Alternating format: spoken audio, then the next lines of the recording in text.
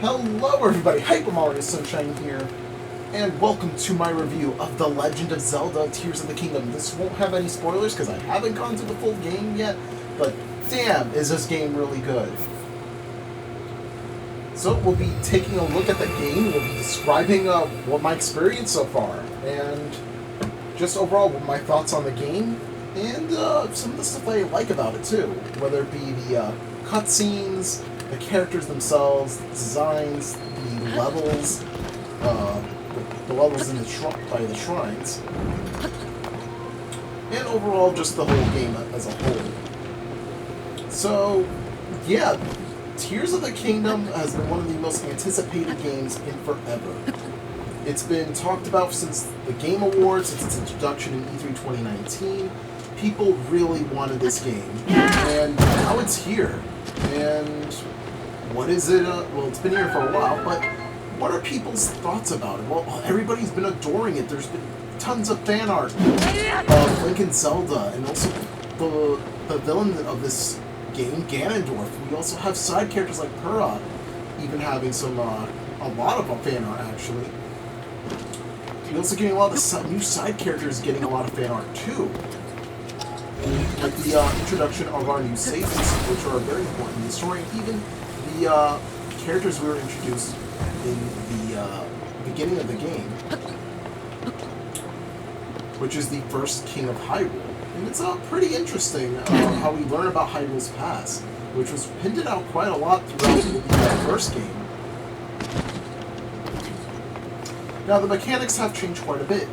From Breath of the Wild to Tears of the Kingdom, we no longer have the Sheikah Slate, but instead this arm here. Now, the arm is much different, as we have Recall, which could turn back time on an object, or an enemy, or not an enemy, but an object or a platform. Ultra Hand, which could grab an item and move it, and we also have Fuse, which could fuse two items together, so we could create some crazy weapons. So a lot has changed. This has been a huge time skip from Breath of the Wild, which is honestly pretty crazy to think about. And there's just a whole lot of new that's been added to this game. Like, the worlds that you come to know from Breath of the Wild are now much more expanded on and even updated to really show how much time has gone by. And I've been enjoying that a lot about games. I really like when games return to an old world and expand upon what they built. I think it's something games should do more often whenever they go for that route. And Tears of the Kingdom does that in spades.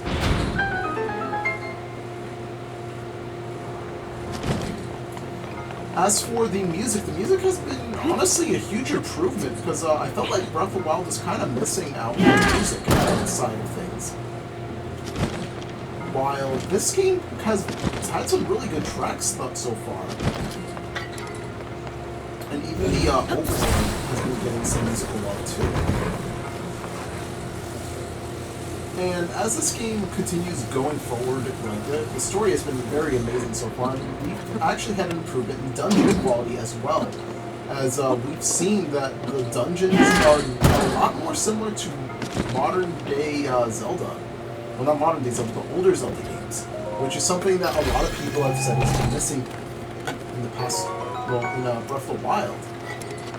That they felt generic and felt like giant, bigger versions of the shrines. But no, these legitimately now feel like that they're actually straight up temples. And they're referencing a lot of the older temples from older games, which is something I really like. And the controls for this game are honestly very, very impressive. Like, they're even more smoother than the original.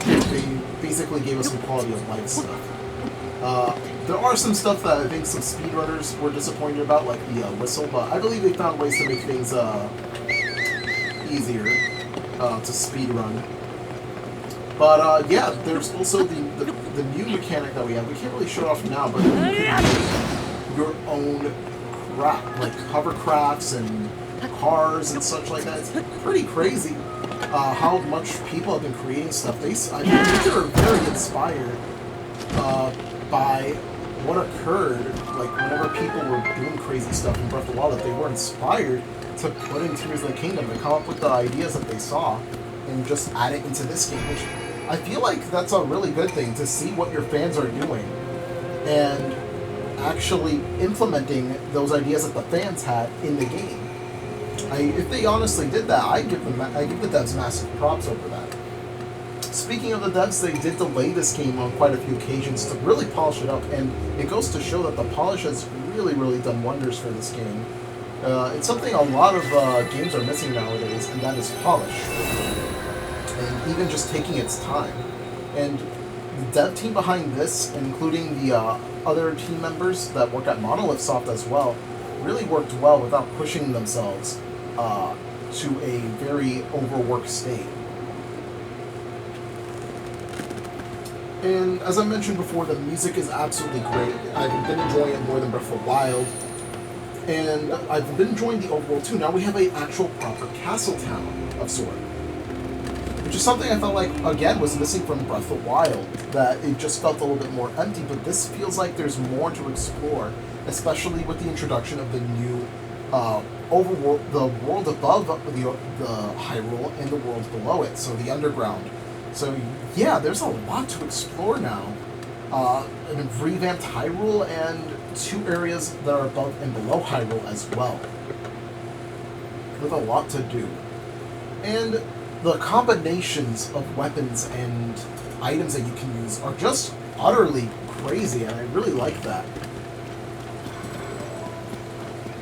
And the introduction of the spirits that we have too whenever you complete an area. I haven't really gone too far, but yeah, it's been kind of cool just having them.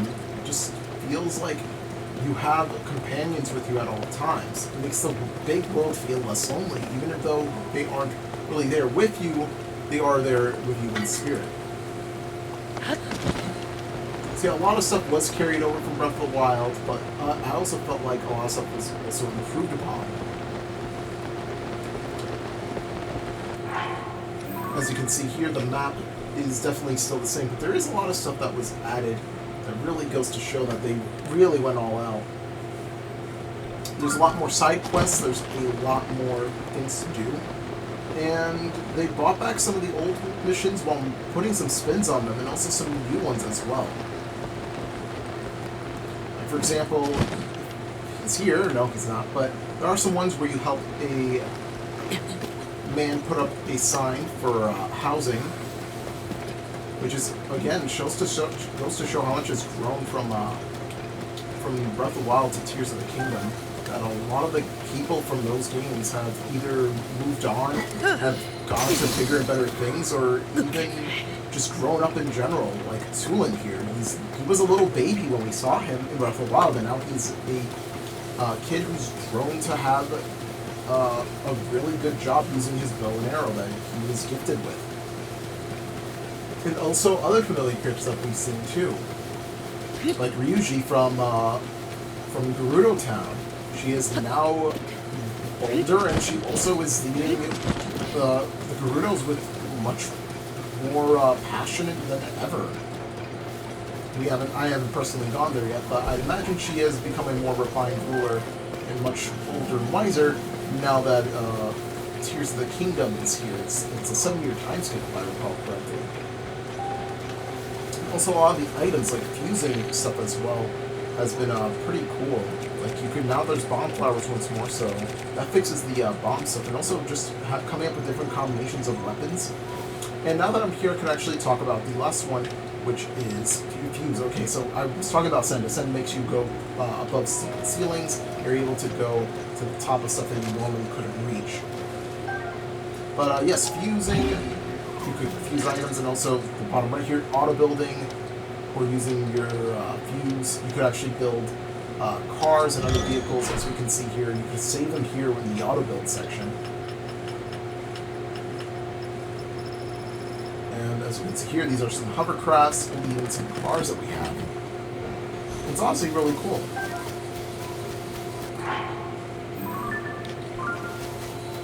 And a lot of the side missions too have been really enjoying. It feels a lot more like traditional Zelda in that sort of sense. And yeah, it's just been crazy how much they changed Hyrule, despite it being the same world. It feels like they built upon it. I know I've mentioned it quite a bit, but they also, some of the older areas from the game have changed a lot as well. Like going back to the shrine, it's kind of disappeared. Maybe because Hura took all the technology from the Sheikahs and now they're all gone. It does feel a lot more empty now in some certain areas that were notable in Breath of the Wild, but I feel like it's because so much time has passed that it's really not necessary for that because of how much has changed. It does feel a little bit of a letdown because you do want to see these areas and see if they're still intact. But it does also kind of make sense for characters to take the stuff from there and use it for something else instead of just leaving it in the past.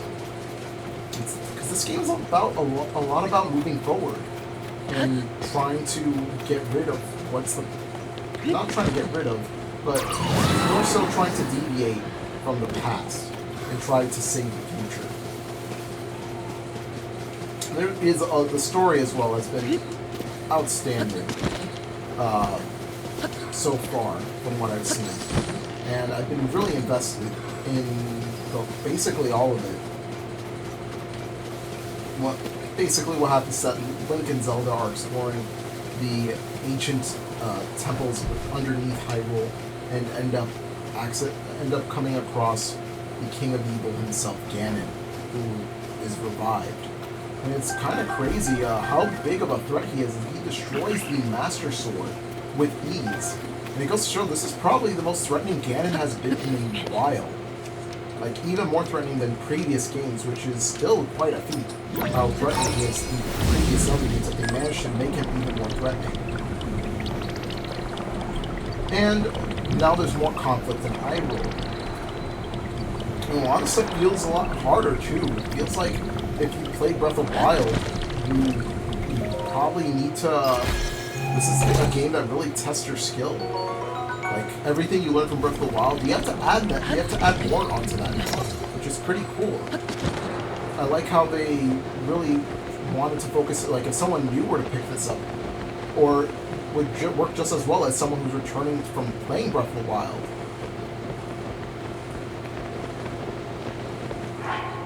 And, yeah, it's just been very fun. I've been enjoying it overall. Granted, I haven't played it in a while, so I might be lacking a bit on the story, but also, I would also like to bring back up the combat system. It has changed quite a bit. Obviously, a lot of the weapons that you find on the floor have a lot less durability, which is why crafting weapons is much more important. But not only that, but there's also a lot of new enemies as well, and a lot of hard ones too. We thought Lionels back in Breath of the Wild were hard, and now they're easy. Now there's even harder enemies, which makes this game a whole lot crazier in a lot of aspects. Like, there are some really tough enemies now. When back then we really didn't have those kinds of enemies appear in Breath of the Wild at all, which is one of the things that really hurt Breath of the Wild quite a bit, which was the lack of enemy variety. This game has a lot of enemy variety now, and it honestly feels refreshing seeing a lot of these newer enemies and how tough they can really be. And also, there are some side missions where you actually fight alongside citizens and other people of Hyrule. Whether it be the Gerudo, you fight along with villagers that are Hylians, even, you might even fight alongside Zora, or Sheikah, or even, Gorons as well. You fight alongside a variety of characters, including the side characters like Tulin here, or Ryuji, or even Sidon, or Shindon. Oh my god. Me and, forgetting names, but anyways.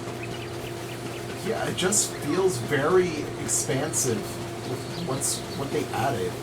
And also how much the enemies have taken over with Ganon's revival. Like, they show that these enemies are much more formidable than they were in the previous game. Because it felt like that a lot of the enemies in Breath of the Wild just felt kind of eh. Like they felt more like a joke, but now some of them do feel quite a bit threatening, especially the much tougher new enemies that we'll see throughout the game. And also the fact that bosses are back to where they were, feeling very unique in a sort of sense. Because I do love the blight Ganons. They honestly felt like the same in a way, like in terms of their design. Like sure they had like a different element to them each time, but they also felt kind of the same as well.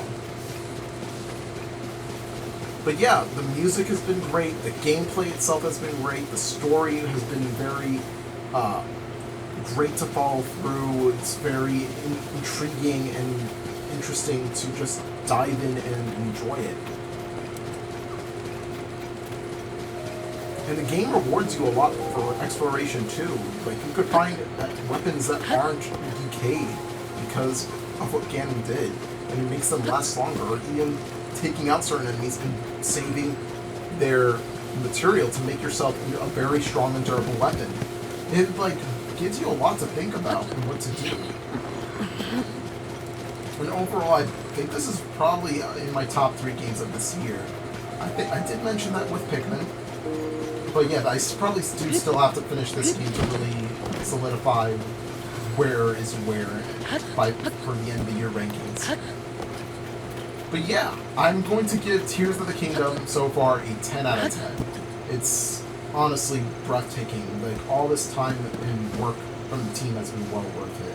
And the story and the gameplay that they put into this game has been rather amazing. There's a lot to say about this game. And there's a lot of things I could say about it as well. Like, aside from the gameplay aspects, there's a lot of things that I could also say that were not only huge improvements upon Breath of the Wild, but I feel like they should keep for future Zelda games as well. I feel like if they're going on that route of having big, expansive worlds, I feel like, and if they do decide to change Hyrule to like make it a new Hyrule, I would be perfectly fine with that, as long as they keep like the bosses as similar to traditional Zelda, because there's stuff that are still loved and needed from a traditional Zelda, and the same goes for Breath of the Wild / Tears of the Kingdom. I feel like a lot of stuff in those games should also be kept around and used.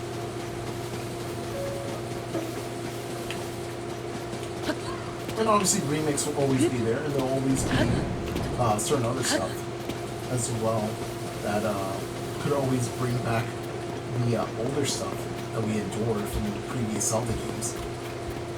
I would also like to talk more about minuscule or like smaller stuff about the game that I've been really enjoying.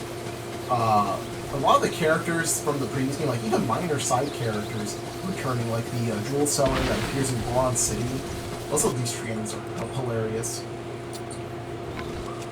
Like, I'm not expecting them to, like, wow, like, that's kind of funny that they're, here.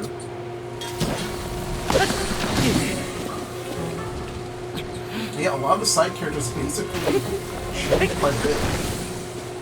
And even some, like, a lot of returning ones, I really like when they do that. And another small thing, I think this is the scariest Zelda I've seen in a while, because there are the floor masters that return. If you guys remember Wind Waker, those guys, they are absolutely dreadful to come across. Like, really, they are. Those things are absolutely frightening, and I've like literally like got jump scared up by them on multiple occasions, and I'm pretty sure people on Twitter and social media and even YouTube have posted their reactions to just them popping out of nowhere, which I like about the Zelda games. It's a lot darker too, especially with what's been going on in terms of the story. Like, it's been very chaotic, which is something I've been kind of wanting to see from the past few games, because it felt like the Calamity was a bit dark, but wasn't hitting that like, whoa, this this is crazier than the previous Zeldas. Yeah, like, there's a lot of stuff going on that's pretty messed up, like the corruption in Goron City because of the weird food that they were given. And also that, like, the Rito were, like, brutally being frozen, like, because of harsh winter conditions that were not usual in that area. And we'll see later on when well, not we, but I'll see later on whenever I get to Gerudo and the Zora. The Zora are dealing with a massive pollution, and, like, a lot of poisonous stuff going on there, which is destroying their like habitat in general, like even worse than the previous game. Like, the stakes have never been higher, and that's something I really like about how this game changed the like, not only the consequences, but the dire and dangerous situations all the characters are now in again. And also, just a lot more expansive too. The side adventures, the main quests. There's just a whole lot to do. They really, like, I believe it's like 1.5 to 2 times longer than the original game. And the original game was already pretty long. And again, there's just a lot to... I feel like this game will also have a lot of replay value, especially with the combinations of weapons you have, and also the amount of vehicles you can make too. It's just pretty crazy. And again, I feel like the story is much better too already. But again, I will probably have to I'll be able to fully judge this once I finish the game. But yeah, overall, again, 10 out of 10 game. Besides the miscellaneous stuff that I mentioned before, it is absolutely incredible, this game. It's well worth being talked about. I wouldn't be surprised if it won at the Game Awards Game of the Year, because it's absolutely amazing. And if it does win, it should absolutely deserve it. But yes, thank you all so much for watching my Tears, I was going to say Breath of the Wild, my Tears of the Kingdom review. It is an astounding game. If you haven't played it yet, I would highly recommend it. It was one of the games that was being hyped up for years and years and years, and we finally got it, and it was well worth the wait. So yes, we shall see you all for the next review.